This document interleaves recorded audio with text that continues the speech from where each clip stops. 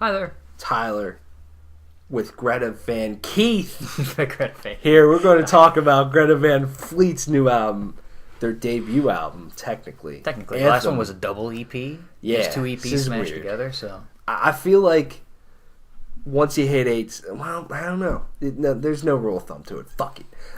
Anyways, their debut album, Anthem of the Peaceful Army. Greta Van Fleet is one of the biggest bands as of the last 2 years. Yeah. They have very much blown up with a lot of hits. Mostly, you're going to know them as the band that sounds like Led Zeppelin. Yep. For sure. There's a lot of similarities one could make, but I also think they do have their own style. They do get their own style, yeah. Especially with this album. They kind of go off and do a lot of their own thing. So, their double EP, whatever you want to call it, From the Fires, is just, I think it's just a fucking classic because every song in that is just incredible. Because especially, their most popular song is Highway Tune. And you Highway hear Tune that, jams. and you go, this is so fucking good. And also, I really like Safari Song. Safari Song is also just, oh god. Yeah. So this band's just been doing the thing. Yeah. They're here, and also they're extremely young too.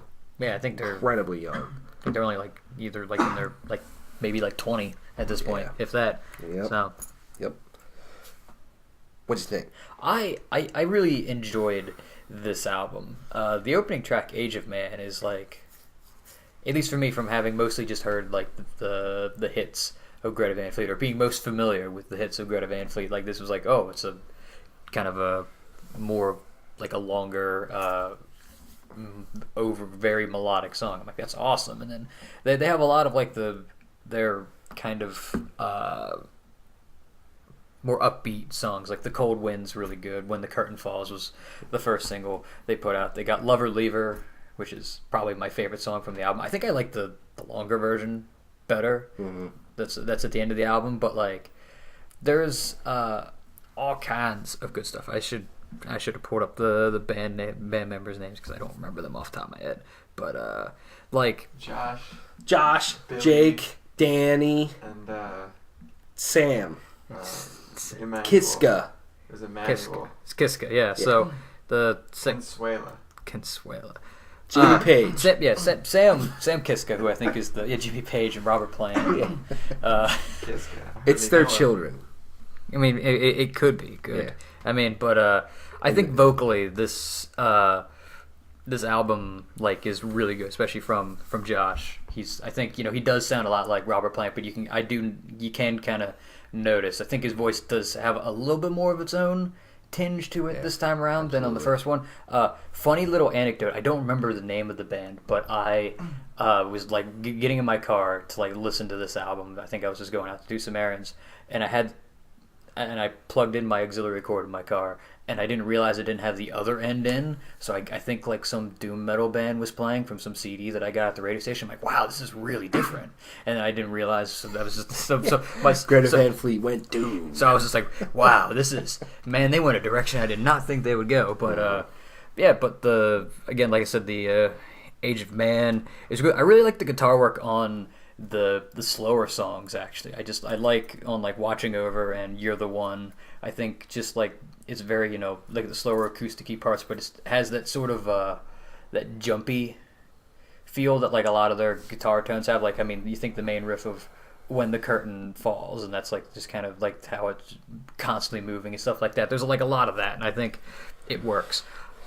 The solos, I think there's a lot of really good sort of classic rock sounding solos, which is definitely the thing. I think this is probably the best example of a modern dad rock band is Greta Van Fleet in a lot of ways.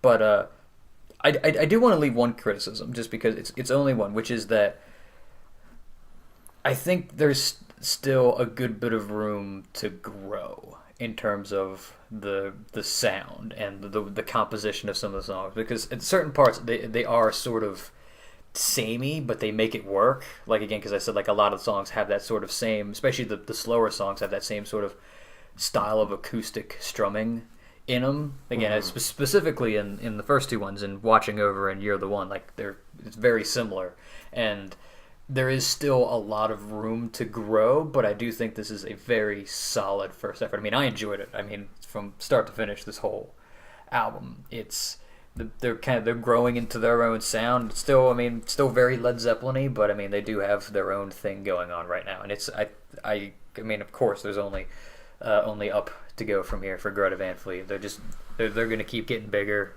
and bigger and bigger, especially if they put out stuff like this that everybody can get into. So, yeah, I enjoy this album a lot, and I think it gets better every time you listen to it. It doesn't. The thing is with this album, it gets better the more I listen to it, but it doesn't click with me immediately like their double EP did. You know, that's just like right away, all those songs are fucking awesome. Yeah. You know, but this one, the more I listen to it, I'm like, yeah, I can really dig these. To me, the best song on here is Love or Leave Her. That song is what I love about Greta Van Fleet the most, is that when they write some more upbeat songs that are just fucking hot. Yeah. And they are sexy rock and roll songs. And that riff is just undeniably awesome to that one. You know, when the Curtain Falls probably has the catchiest vocals to it that I really enjoy. But then also, like, I really enjoy the end of this album too. Mountain of the Sun, Brave New World are They're awesome. fantastic Awesome songs. You know, in you know, Watching Over is probably one of my favorite slower songs on here that has a really great chorus, and Age of Man is just a beautiful song to open up with. Interesting that they open up with Age of Man, because that's a slower song. I would have thought they would have came out the gate with something a little bit more upbeat, but it's like, I think maybe it's to set up like, hey, this is like, you're not just gonna hear the hits. We can do other things besides just write very Led Zeppelin-y upbeat style songs. So yeah, in what I love about Jake's guitar playing, it's kind of like with Jimmy Page, like in some of these other, like, you know, classic guitar players. You know, Angus Young's another really great one to me. It's not that the dude shreds or writes just these mind-blowing riffs. It's how he plays it in the style of his playing where you go, that's just fucking awesome. You know, I wouldn't call Jimmy Page the most talented guitar player in the world. Is he one of the best? Absolutely. But the way he played all those riffs in those solos just oozed style that's only Jimmy Page can do. Yeah. You know, that's my thing, that I love listening to the guitar work with Greta Van Fleet, and something that I think, you know, is kind of lost in 2018 a little bit. You know, just like because everything is so produced, and this band, you know, while still very produced, still has just a little bit more of a raw edge to them, to where that stuff can really pop out, that I really just adore, and I hope they never lose that aspect to them. This band they just put a smile on your face to listen to constantly. No matter what song you're listening to, they're fantastic to listen to, and they have talent all over the place in literally every aspect. I mean, the bass playing stands out in this, the drumming stands out, of just, you know, they really utilize everybody really well with what they have going on. You know, I think of, you know, when the Curtain Falls, it has like a very interesting verse with a very kind of goofy guitar riff, but then you listen to the bass underneath of it, it's like, okay, the bass is doing something really interesting, then the drums are kind of doing its own thing over here, and you wouldn't really think they all go together, but then they do, and then Josh comes in with the vocals on top of it, and just everything just really, really comes together, and it's really good. I don't think there's a track on here that is a highway tune, or I wouldn't even say like a Flower Power or Safari song or something like that, but there's still some really fantastic fucking singles on here that I like. Interesting, just they've been touring so much too, so it's interesting how quickly I feel they turn this around. I probably feel the pressure to get a decent amount of music out there so that they can just tour more and have more music to pull from every night. Yeah. You know what I mean? Because now what? And I guess this will put them up to like 18 songs, something like that. I don't know. I forget how many songs are on this something album. Like 10. So. Yeah. But yeah, I mean, I'd say there's something to appreciate in just about every song on this album. This band's going places, and I said it in the review of their double EP. There's 100% a market for this band, whether people just want to shit all over them because they sound like Led Zeppelin or not. I'm sorry, Led Zeppelin's not making music anymore. Yeah. They're not touring anymore. People are hungry for that sort of sound in a fresh environment. Yeah. You know, and these guys, it's like, you know, there's so many generations of people that love Led Zeppelin. It's like when you think about Star Wars, like there's kids that are into Star Wars now, and then there's older people, and then there's people our age. You know, there's so many people that are into Star Wars that still makes it such a big deal. And I feel like the same thing with Led Zeppelin, and they can pull so many people in that way. Just older people. These guys sell 3,000 albums a week, pretty much. Their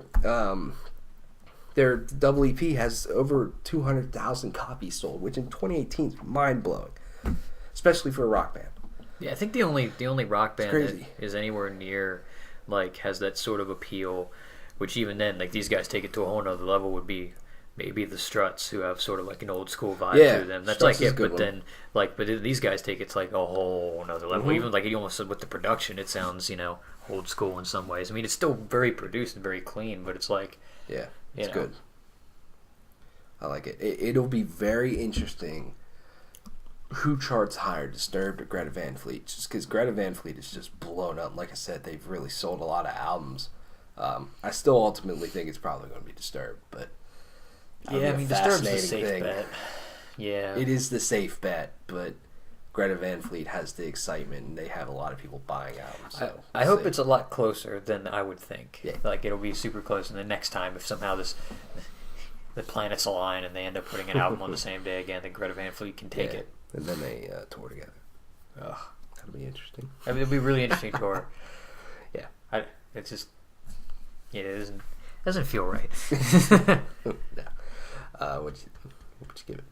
I'll give it a 9 out of 10. I really like this album. It's a solid album. 8.5 out of 10 from me. I enjoy it. I'm going to listen to it a lot. As should you. Let us know what you think of Greta Van Fleet's Anthem of the Peaceful Army. Thanks for watching.